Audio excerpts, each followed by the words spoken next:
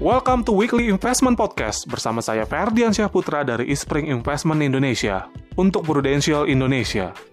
Salah satu tantangan yang dihadapi oleh pemodal dalam berinvestasi pada saham antara lain adalah memilih saham yang baik dan prospektif sehingga dapat menghasilkan keuntungan yang optimal.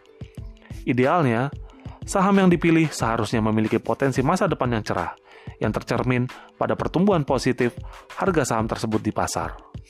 Untuk menggambarkan bagaimana keuntungan perusahaan atau emiten saham terhadap sahamnya, digunakan rasio harga saham terhadap keuntungan, atau yang lebih umum disebut rasio price to earning.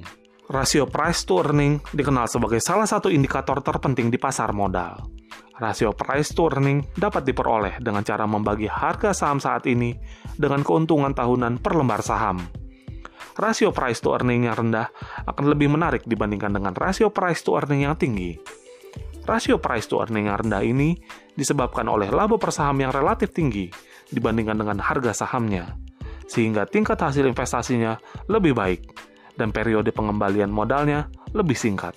Rasio price to earning yang rendah merupakan salah satu pertimbangan utama di samping faktor-faktor lainnya. Sebagai gambaran, berikut ini kami paparkan suatu ilustrasi sederhana bagaimana menilai apakah suatu saham dikatakan masih menarik. Misalkan ada dua perusahaan, yaitu perusahaan ABC dan perusahaan XYZ. Harga per lembar saham perusahaan ABC yaitu sebesar Rp5.000 dengan keuntungan per lembar saham sebesar Rp100. Sementara perusahaan XYZ memiliki harga per lembar saham sebesar Rp9.000 dengan keuntungan per lembar saham sebesar Rp300. Pada perusahaan ABC, pemodal membayar Rp5.000 untuk keuntungan sebesar Rp100 per lembar saham, dengan rasio price to earning sebesar 50 kali. Artinya, untuk mendapatkan keuntungan sebesar Rp100 per lembar saham, pemodal harus mengeluarkan dana sebesar 50 kali lipat. Sementara, pada perusahaan XYZ, pemodal membayar Rp9.000 dengan keuntungan sebesar Rp300 per lembar saham, dengan rasio price to earning sebesar 30 kali. Ini berarti pemodal hanya mengeluarkan dana sebesar 30 kali lipat.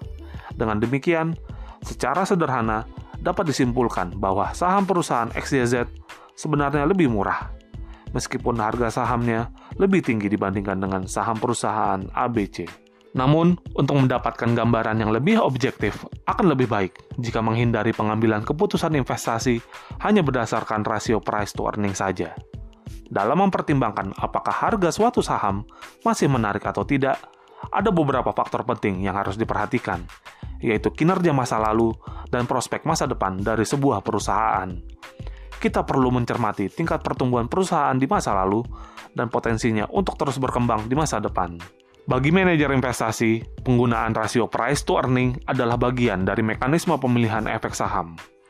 Dengan menggunakan informasi dari perbandingan rasio price to earning ini dan melakukan analisis terhadap kinerja keuangan masa lalu dan masa depan, masing-masing sektor dan perusahaan tersebut, seorang manajer investasi dapat menentukan sektor dan perusahaan yang layak dan menarik sebagai tujuan investasi.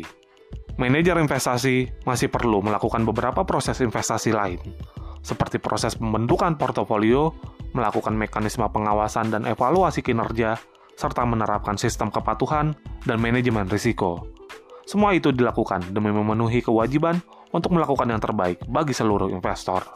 Demikian pembahasan mengenai indikator rasio price to earning. Semoga bermanfaat dan salam investasi.